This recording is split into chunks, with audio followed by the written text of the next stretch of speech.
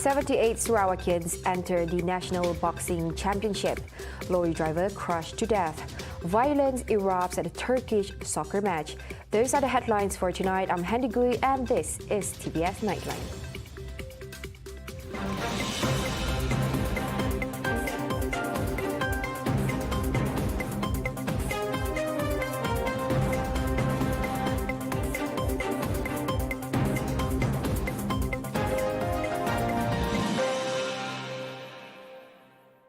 Police arrested 7 people after violence erupted at a soccer match in Turkey against a team from the mainly Kurdish city of Diyarbakir. A pro-Kurdish party called for officials to resign over the open racism at the game. The governor's office in northwest Turkey's Bursa province said 3 public officials were removed from their duties pending an investigation after the trouble at Sunday's match between Bursaspor and Diyarbakir's Ahmetspor.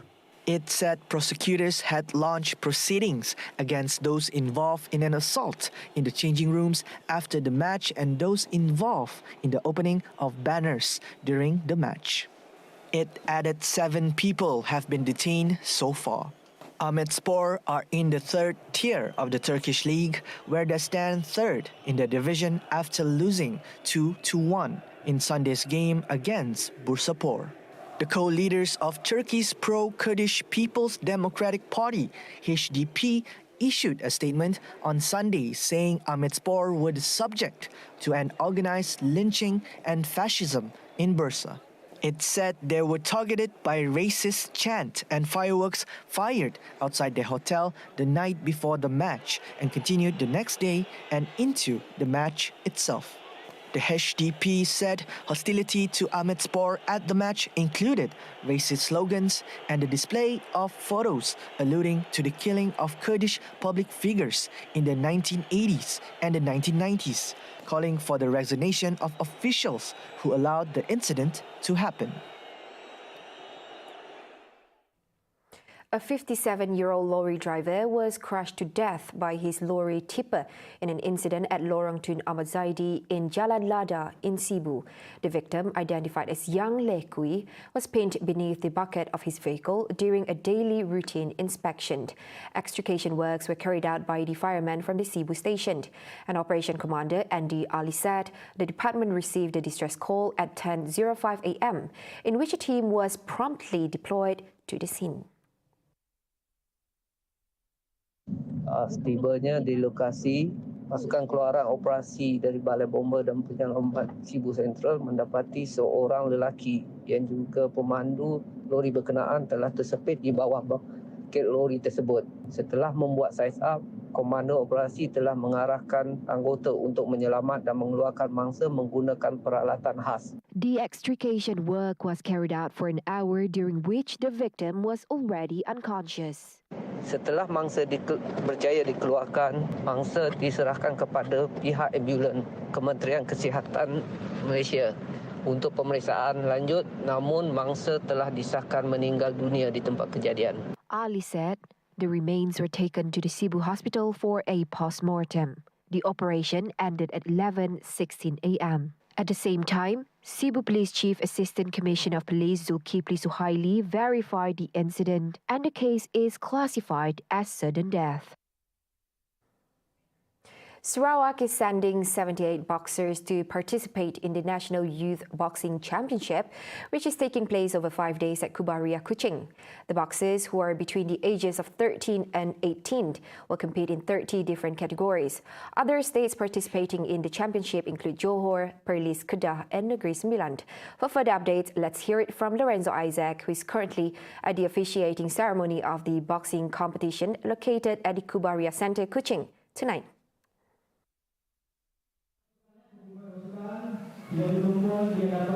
Thank you, Hendy. Currently, I'm at Kobaharia Center, Kuching, whereby this event, it seems like Sarawak is participating in the National Youth Boxing Championship with a strong team of 78 boxers from different regions of the state, including Limbang, Sibu, Kapit, Sri Aman, Serian, Asajaya, and Samarahan. The championship will run for over 5 days and includes 30 categories for boxers aged between 13 to 18 years old. Other states participating in the championship include Johor, Perlis, Kedah, and Negeri Sembilan. Meanwhile, the Sarawak Boxing Association Sabah President Datuk Rahman Lariwo has urged the Sarawak boxers to give their best throughout the championship and replicate their achievement in the Nilai event in January. Sabah is also offering cash prize, trophies and medals in each categories. And there are also trophies for the best boxers and the boxers with the best potential. Sarawak currently has 2 national boxers representing Malaysia, and Lariwo hopes that another legendary boxer such as Sapok Biki, who has held a record from 1998 until now, will emerge in the future. So far, that is all the updates that I have for today. I'm Lorenzo Isaac and videographer Awang Asmel reporting for TVS Kuching. We return to the studio. Thank you, Handy.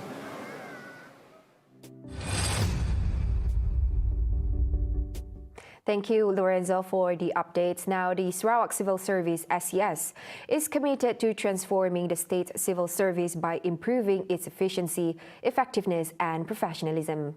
Its chairwoman, Dr. Sabar Putit, said this is in line with the objectives outlined in Post-COVID-19 Development Strategy, or PCDS 2030. Saya percaya rakyat Sarawak, I think perlulah fokus kepada apa yang kita boleh public sector ya, ataupun perkhidmatan awam boleh deliver. Ya, ini yang penting ya, memastikan ianya berilhamkan kepada apa yang telah diterajui oleh YAB Premier kita dalam post-COVID development strategy. Ya, pertama, memastikan kita, apa yang dikatakan ekonomi kita menjadi negara maju. Recognizing the importance of delivering quality services to the people of Sarawak and making significant efforts to improve its governance and management practices. Ya, ini yang penting ya. Dan saya bersama semua ahli kita akan memastikan ya, usaha dan harapan ya, dan mandat yang diberikan kepada kita dapat dilaksanakan dengan yang terbaik. Ya, ini yang penting. Dan saya percaya dengan mandat dan sokongan padu ini kita dapat melaksanakan tugasan kita untuk memastikan penjawat-penjawat awam yang kita lantik adalah yang berasaskan meritokrasi, berasaskan the right ASK lah, the right attitude, skill dan knowledge, dan mengikuti kriteria yang kita telah tetapkan untuk semua. She said this after paying a courtesy call to the head of state Tun Bihin Sri Abdul Taib Mahmud and His Excellency's wife Tuan Puan Ragat Krudi at their official residence in Demak Jaya, Kuching on Tuesday, February 7th. Now, the Sarawak Bumiputra Teachers Union KGBS calls upon the Ministry of Education MOE to take stern action on specially recruited teachers who were given placement in Sarawak but had failed to report or rejected the offer. Its President Zulkifli Savli deemed the action as violating the general order, in addition to contradicting the Code of Ethics for Educators. Expressing his dismay over such an attitude shown by teachers rejecting their placement to Sarawak. Adding to that, it was as if the teachers have an impression of Sarawak being a low-class state. KGBS memohon kepada KPM agar tegas dalam isu ini. Isu ini menggambarkan ada dalam kalangan guru-guru baharu dari luar Sarawak beranggapan Sarawak sebagai negeri yang berkelas rendah. Sekiranya KPM tidak tegas, maka tidak mustahil isu yang sama akan terus berulang. Selain daripada itu, dicadangkan siswa guru yang sedang dalam latihan perlu menandatangani aku janji sedia berkhidmat sekurang-kurangnya 3 tahun, di mana lokasi mereka akan ditempatkan. Ini untuk mengelakkan mereka daripada menolak lantikan dan amanah yang diberikan.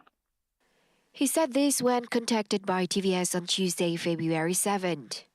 At the same time, the union suggested that the ministry suspend the service of these teachers as a penalty.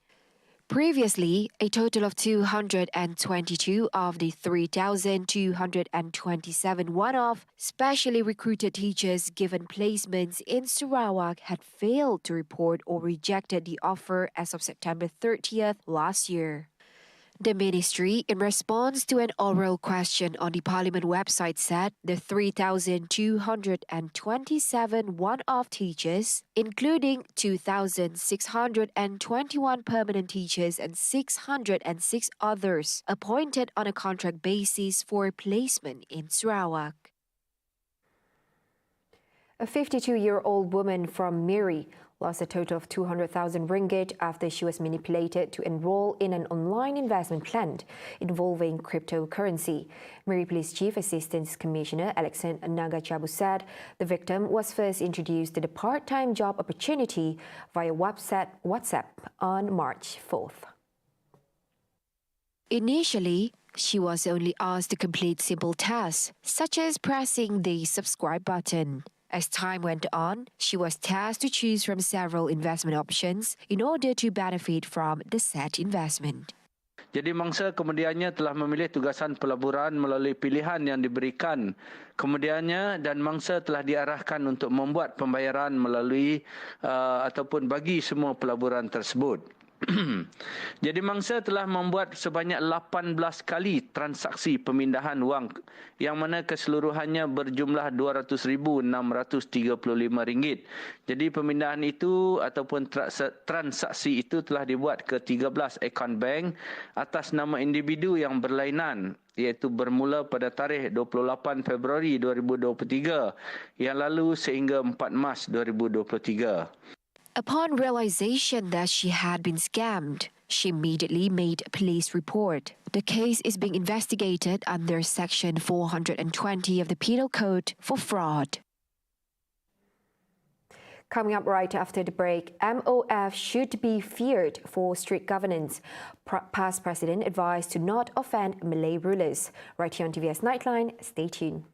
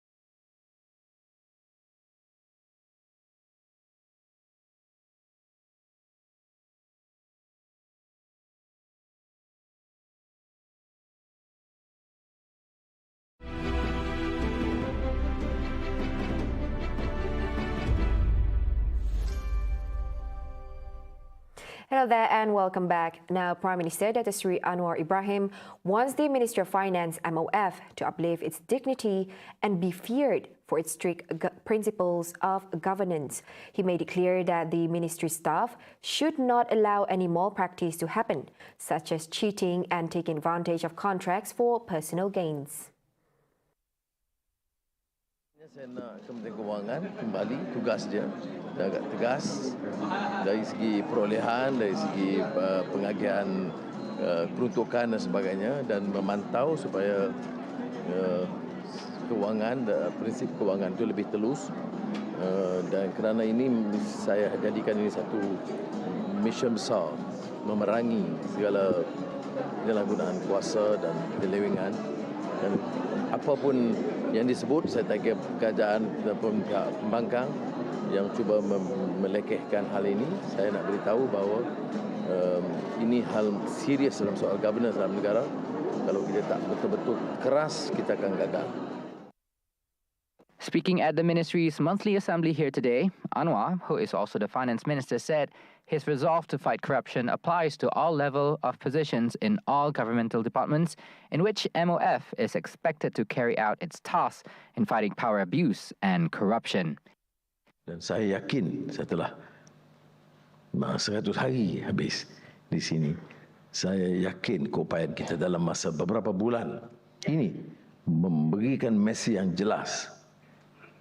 No nonsense, dan kita tekad untuk bangkit, membangunkan negara kita dan menyelamatkan negara kita, dan kemudian menjadikannya sebagai suatu negara hebat di rantau ini, dan insya-Allah. Meanwhile, he also added that the realization of the Malaysia Madani concept would need to have the commitment from all parties.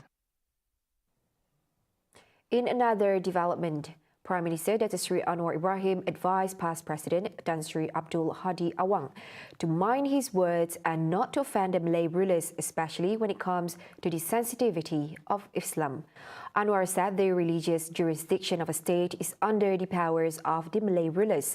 Such a reminder was given in response to Hadi, who reportedly stressed that it was not an offence for politicians to give political talks in mosque or suraus.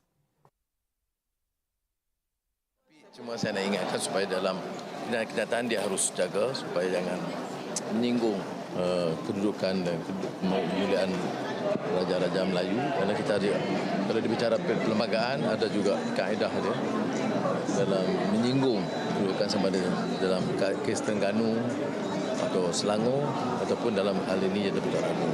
Ini soal kebenaran ke masjid ini, itu terpakai untuk semua. Termasuk Perdana Menteri. Ya. Jadi bukan soal kalau saya memilih untuk syarah masjid itu harus keluar kerana saya itu kuasa agama di negeri itu di bawah raja-raja. Jadi kita faham. Therefore, Anwar said it is unreasonable to take the barring as a political agenda. He further stressed that if Hadi disagrees with such barring, he should present a memorandum to the Malay rulers. Kalau dia nak tak setuju, dia patut bawa memo persembah kepada tuanku.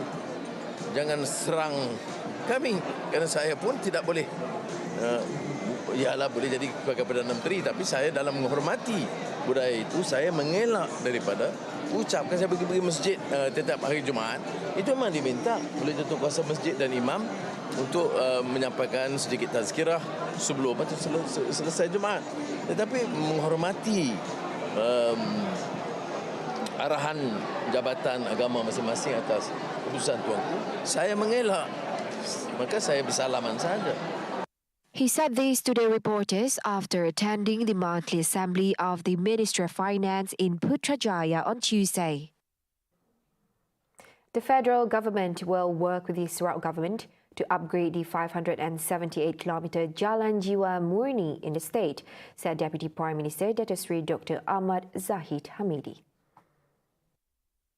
He said the upgrading work was expected to be completed before Christmas this year. Ahmad Zahid, who is also the Minister of Rural and Regional Development, said the focus will also be given to areas in northern Sarawak, such as in Miri, Limbang and Belaga. The 578 kilometres Jalan Jiwa Murni will be completed by the end of this year. The upgrade will also be completed Kita juga berhasrat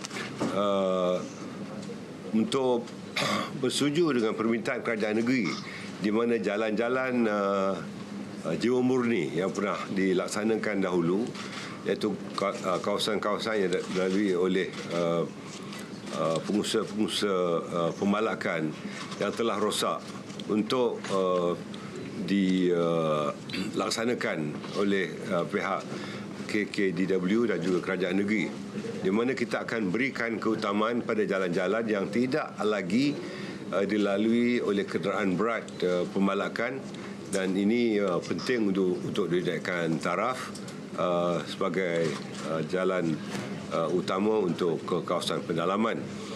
Dan bagi kawasan-kawasan yang masih aktif dilalui oleh pengangkutan pembalakan ini, kita akan berikan sebagai keutamaan kedua. Yang penting pelaksanaannya mesti dibuat sebelum tiba waktu Christmas dirayakan. Artinya it has to be done before 25th of December this year. Yeah. Ini kita lakukan bukan saja soal celebration perayaan ini, tetapi musim terkujuh. He said this after chairing the coordination meeting with the state government at Wisma Bapak Malaysia on Tuesday. Senator Dato' Ras Adiba Rodzi was announced today as one of the 2023 International Women of Courage Award recipients on March 8 at the White House in Washington, United States. According to a statement issued by the U.S. Department of State, Secretary of State Antony J. Blinken and First Lady Jill Biden will host the annual ceremony. According to the statement, Ras Adiba has spent most of her professional life advancing and promoting human rights, selflessly advocating for the vulnerable populations, and using her platforms to shed light on injustice in Malaysian society. In May 2020, she was appointed senator to represent persons with disabilities. In November 2020, Ras Adiba was appointed the first female chairman of the Malaysian National News Agency, Bernama, which is a significant move since Malaysia has a shortage of women with leadership qualities, and even more so, persons with disabilities in leadership roles. Ras Adiba also became a national Paralympic sharpshooter and earned a spot in the Malaysian Book of Records for wheeling 420 kilometers in 13 days from Johor Bahru to Putrajaya in her wheelchair. Other recipients include Dr. Zakira Hekmat from Afghanistan, Alba Rueda from Argentina, and Denis Rios from Costa Rica. In conjunction with Hari Raya Aidilfitri celebrations, low-cost airline AirAsia is offering 62 additional flights with fixed fares to 7 destinations in Sabah and Sarawak. According to Transport Minister Anthony Locke, there are 11,400 seats available for the offer. He said the ticket price is 199 ringgit one way for flights from Kuala Lumpur or Johor Bahru to Kuching, Sibu, Bintulu and Miri, and 249 ringgit one way from Kuala Lumpur to Kota Kinabalu and Tawau, as well as Johor Bahru to Kota Kinabalu. Booking period bermula 6 petang hari ini. Travel period ialah di antara 19 ke 21 April, iaitu 3 hari sebelum Raya, sebelum 1 Syawal, dan 28 hingga 30 iaitu seminggu selepas Hari Raya. Locke also said he hoped other airlines would emulate AirAsia, especially during the festive period, to allow more people to return home to celebrate with their families. Meanwhile, on the search for Malaysia Airlines aircraft flight MH370, Locke said a search operation will be initiated if new evidence is presented to the government. Well, I have mentioned if any credible evidence for new search, immediately we will look into it. We will definitely are supportive for new search. On March 8, 2014, flight MH370 disappeared from the radar 2 hours after departing from the Kuala Lumpur International Airport for Beijing. Following that, a large-scale search operation was launched involving several countries covering millions of square kilometers south of the Indian Ocean. But MH370 or its wreckage failed to be found.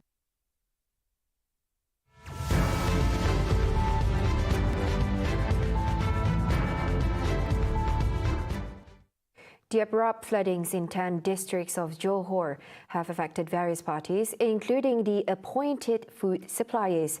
Women, Family and Community Development Minister Dr. Sri Nancy Shukri said the disaster has also resulted in several areas being disconnected, especially in Segamat and Kluang. Kaedah pembekalan makanan berbungkus ataupun packed food dengan izin kepada mangsa bencana yang berpindah ke PPS telah dilaksanakan oleh JKM melalui pembekal berdaftar berpandukan SOP PPS. On complaints about the unsatisfactory quality and delays of food delivery to the Temporary Relief Centre PPS, Nancy said the Social Welfare Department has taken immediate action to investigate the matter. She said the complaints were well-founded and the department has also given strict warnings to the appointed food suppliers to improve their services. Meanwhile, on shortages of basic goods such as mattresses and blankets at the Muar Disaster Needs Storage Depot, Nancy clarified that such happened due to a short time gap between the flood disaster that is hitting and the flood disaster that happened last January. She said new procurement also needs to follow government procurement and procedures such as open tender, which takes a long time. JKM telah menggerakkan stok tambahan. You're talking about it, Terima kasih. Stok tambahan dari DSKB. Itu dari depo simpanan keperluan bencana dan depo mini dari Kedah, Pahang, Negeri Sembilan dan Melaka pada 2 Mac bagi memenuhi keperluan di Johor. Pada masa yang sama, KPWKM telah mengaktifkan perolehan darurat. Bekalan tambahan ini telah diterima bermula 3 Mac 2023 dan diagihkan secara berperingkat ke semua daerah yang terjejas. Now wrapping up the Nightline, the federal government has been urged to resume the implementation of several delayed projects for the welfare of the people in Sarawak. Puncak Borneo Member of Parliament Dr. Willy Mongin said currently there are several development projects that have received approval. However, their implementation process needs to be expedited. Baru-baru ini juga Kerajaan Persekutuan telah memberi kelonggaran supaya projek yang di bawah 50 juta itu boleh dilaksanakan oleh kerajaan negeri dan tapi kita perlu perhalusi dan ini sedikit sebanyak dapat membantu pelaksanaan projek-projek yang lama tidak dilaksanakan itu dapat disegerakan. Adding further, he said that among the delayed projects include the construction of bridges and roads. If left without actions, he said this will not only be detrimental to the people, but will also incur additional costs to the federal government. Jadi saya mencadangkan supaya Kerajaan Persekutuan kalau boleh salurkan kepada tabung amanah ataupun trust fund negeri supaya dana itu boleh masuk dan kita memberi kuasa kepada pihak kerajaan negeri untuk melaksanakan projek itu supaya dia boleh dilaksanakan untuk secara berterusan. See the world closer with TVS as we bring you the latest news updates both locally and internationally. For more headlines anytime, anywhere, just head on to our official website tvstv.my or follow us on our social media platforms. And that's all the news we have for TVS Nightline. I'm Henry Gui. Thank you for watching.